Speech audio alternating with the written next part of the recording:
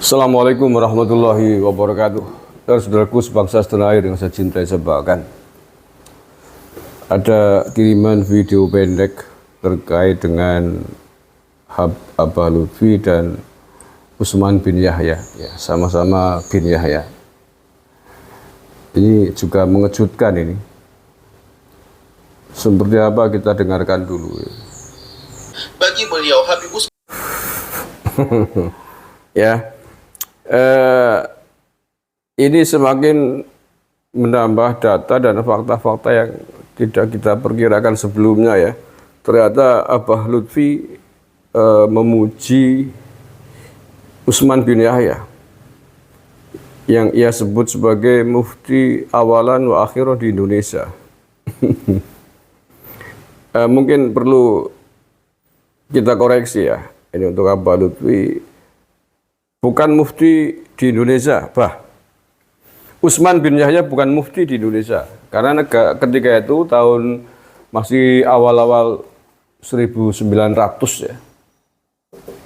Malah 1800 akhir itu belum ada Indonesia. Itu adanya kolonialisme Belanda, penjajahan Belanda. Maka yang tepat adalah mufti Batavia atau mufti Belanda. Muftinya penjajah gitu.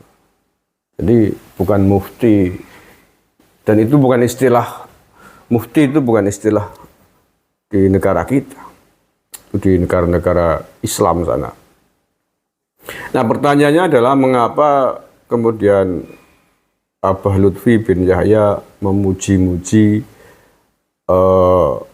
Habib Utsman bin Yahya dalam kapasitasnya sebagai mufti Batavia itu? Ya, pertama mungkin bisa kita pahami sebagai sesama klan bin Yahya, ya. Satu itu. Karena kita juga tahu bahwa tradisi keturunan imigran Yaman memang sangat memuja, sangat bangga diri dengan sesama klannya, sesama marganya, marga bin Yahya. Jadi itu bisa kita terimalah kenapa Abah Lutfi memuji-muji Utsman bin Yahya. Satu itu. Yang kedua, Abah Lutfi mengatakan bahwa Utsman bin Yahya sebagai sosok yang alim, ya, yang memiliki banyak karangan kitab, ya, itu tidak bisa kita bantah, ya. Memang banyak karangan kitabnya. Dari sisi itu, iya, tidak ada yang salah. Tetapi yang tidak bisa kita terima adalah sikap kebijakan atau fatwa yang dibikin oleh Utsman bin Yahya ketika itu tidak bisa kita terima. Karena sebagai keturunan imigran Yaman yang memang diistimewakan oleh Belanda, makanya banyak yang menyebut sebagai antek Belanda, ya, wajar gitu. Kemudian membuat fatwa yang merugikan para mujahid-mujahid, para ulama-ulama Nusantara di dalam mengobarkan perang jihad, perang sabil melawan kolonialisme Belanda. Ulama-ulama Nusantara ketika itu sudah mengobarkan perang jihad di mana-mana melawan penjajah Belanda. Kok tiba-tiba Utsman bin Yahya membuat fatwa bahwa itu bukan perang jihad, itu bukan perang sabil, itu pemberontakan, itu perang yang batil, perang yang merusak. Maka dari situ bisa kita lihat sangat jelas bahwa Utsman bin Yahya menempatkan fatwanya untuk kepentingan penjajah Belanda.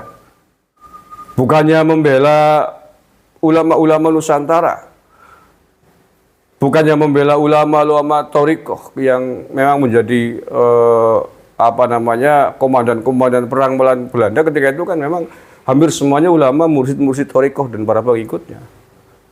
Sejak perang Diponegoro berakhir 1830, itu pertempuran melawan penjajah Belanda diteruskan oleh para mursyid-mursyid, guru-guru Thoriqoh di seluruh Indonesia sampai tahun 1900-an.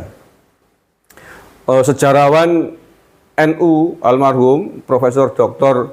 Agus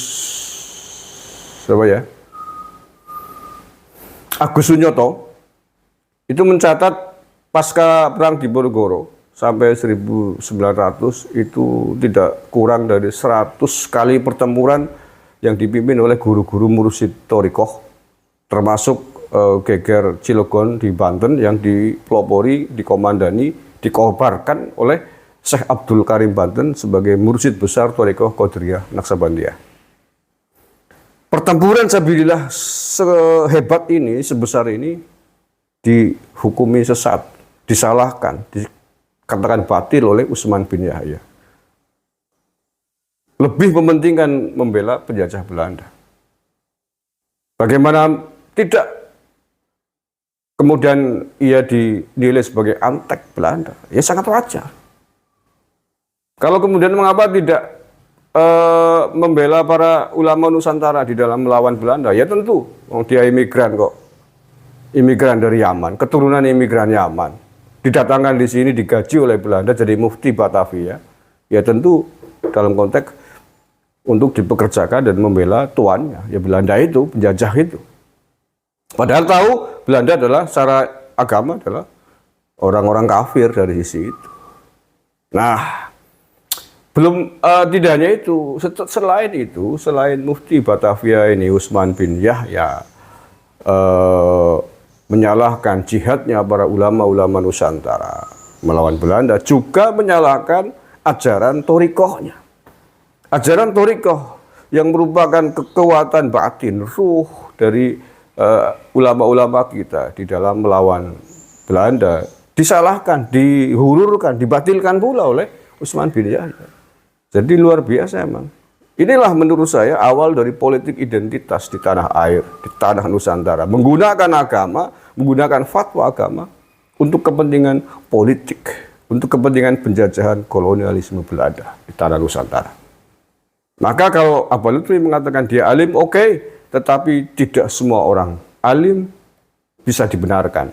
Orang alim, kalau hanya alim saja, senuk guru-gurunya alim. Dia juga mempelajari Islam. Tetapi karena bekerja untuk kepentingan Belanda, kolonialisme, maka kealimannya tidak berguna dan tidak bermanfaat bagi bangsa dan negara. Bahkan musuh bangsa.